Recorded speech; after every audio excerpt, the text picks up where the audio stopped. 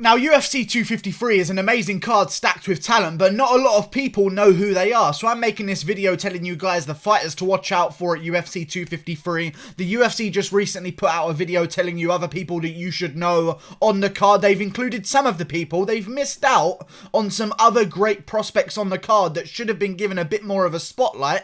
They're right on some of them. I appreciate the Hakeem Dawodu inclusion in the video. I appreciate the William Knight inclusion in the video as well. Very dangerous guys. Kai Kara-France as well. He's on my list, but there's way more prospects on this card that they have missed out on. I'm going to be going through them, but starting with our similarity, Kai Don't Blink Kara-France is on the card. He's on the main card against Brandon Royval, 21-8.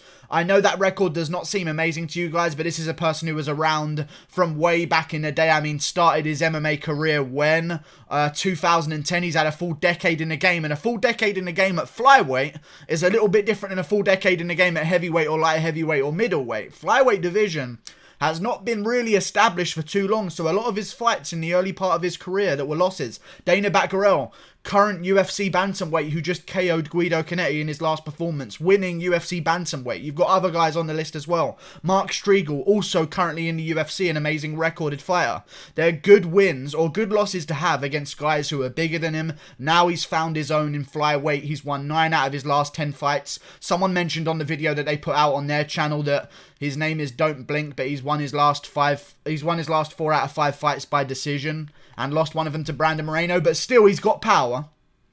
He just seems to be a little bit more aware of his cardio now, because a lot of times in fights, and you saw this in the Brandon Moreno one as well, he went out there, he tried to look for the big shots in the first round and actually looked amazing against Brandon Moreno, which I do value very highly in this division. Brandon Moreno is, in my opinion, one of the dark horses. Him and Alex Perez are having a fight coming up soon. I think that's going to determine the next guy for a title shot, but this fight right here, Brandon Royval versus Kai Kara-France, is amazing, okay? Because it will dictate the next person, in my opinion, for either Joseph Benavidez or Askar Askarov for the next title shot. We'll see what goes on. There's big stakes on the line.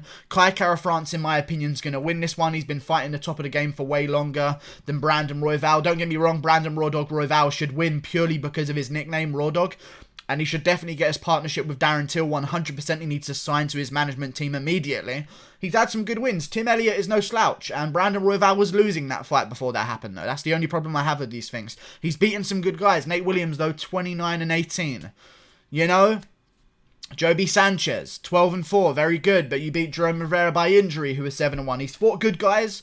Don't get me wrong, but they just don't quite add up to the level of competition that Kai Kara-France has fought. I mean, look at these records. 6-1, 18-1, 11-2, 15-5. Brandon Moreno, who's a savage, top of the division. Tyson Nam, who's a savage right now, just went on a 2-fight win streak since that loss to Kai Kara-France. And Kara-France hasn't even fought yet, but Tyson Nam has KO'd 2 guys in a row since then. Upper division at bantamweight. I like Kai Kara-France's career. I think he's going to get the job done. Only problem is the reach, but he did well against the reach of Brandon Moreno in the first round. Moreno kind of picked things up later on. I think if Kai Kara-France can just learn how to pace himself accordingly for all 3 rounds, which he looked like he was able to control in the Tyson Nam fight, I think he'll do that against Brandon Royval as well. Not to mention he's got great takedown defense, and I think Kai Kara-France gets it done for City Kickboxing on the card. Moving on, across the card, my next person, I thought I'd do the 2 City Kickboxing members back to back. Brad Quake Riddell. I like Brad Riddell. He does good interviews. He's got a good humour as well. I like Brad Riddell. I think he'll go quite far. I'll be honest with you.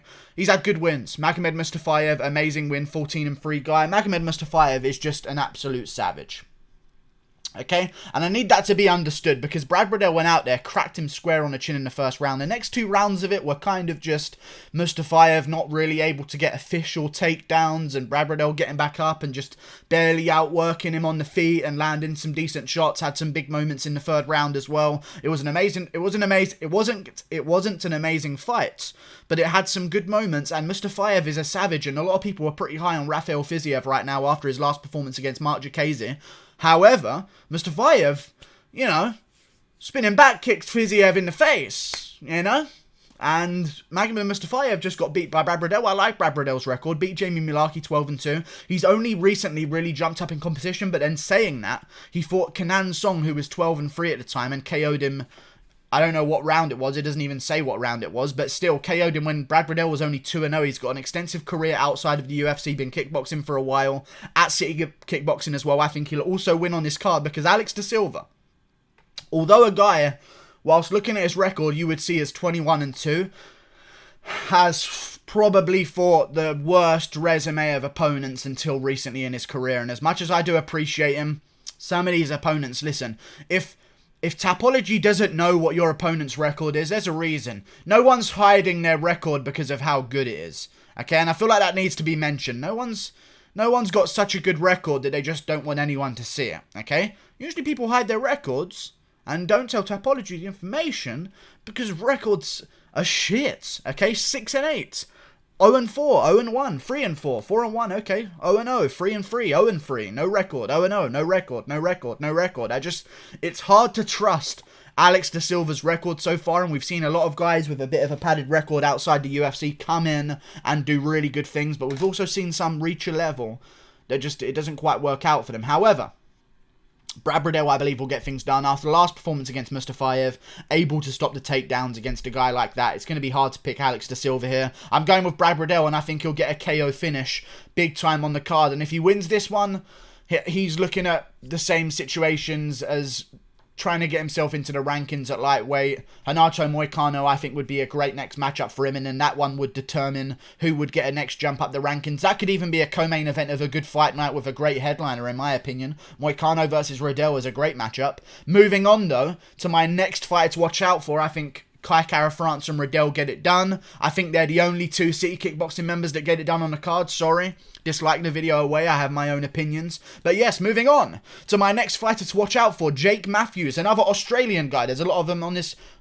Obviously New Zealand. There's a difference. But there's another Oceanic guy. Okay? I'm sure we can agree. They're sort of a similar fan base overall. I just fucking tweaked my back doing that. I think that was just a fucking jab from the Australian gods or something straight into my spine. I'm sorry for confusing the two of them. Fuck. Have I really just been paralysed for mixing up New Zealanders and Australians? I shouldn't be allowed, but still.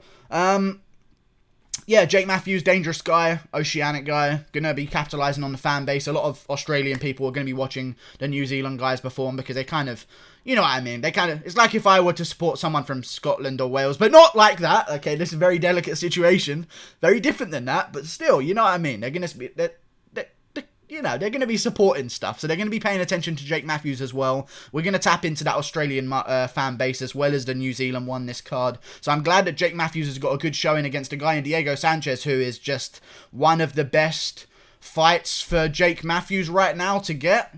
I don't see how he loses. I know Jake Matthews has had some weird performances in his career, but he's had some fucking good ones as well against some good opponents. I really do respect his performances, especially his performance against Tony Martin, who's a dangerous guy, who went to the close to the wire with Neil Magny. In fact, could have won the first 2 rounds of that fight. And look what Neil Magny just did to Lawler. He looked amazing. But still, maybe Lawler looked quite bad as well. But still, Jake Matthews won, what, 5 out of his last 6 fights? That's a pretty good record. Started his career moving into the lightweight division. Lost to guys like Kevin Lee. Some other guys as well. Andrew Holbrook as well. Moved up eventually to the welterweight division. Changed some things around, realised he was cutting a little bit too much weight, beat Bojan Velikovic, won that fight, beat Li Jingliang. That was when Li Jingliang was reaching for his eyes, I imagine, but still got the job done there. Li Jingliang is a great fighter right now in the division, very talented guy. Beat Shincho Anzai, 10-2 at the time, lost to Rocco Martin, but dropped him in that fight and had a good performance before the end. Rocco Martin just started to wear him down a little bit and eventually caught him in an anaconda choke. Moving on, Rostam Akman, 6-1 guy, dangerous, looking good coming into the UFC. Jake Matthews showed a bit more of a fight IQ based style where he kind of just picked apart Rostam Akman for the majority of the fight, and it was a great performance.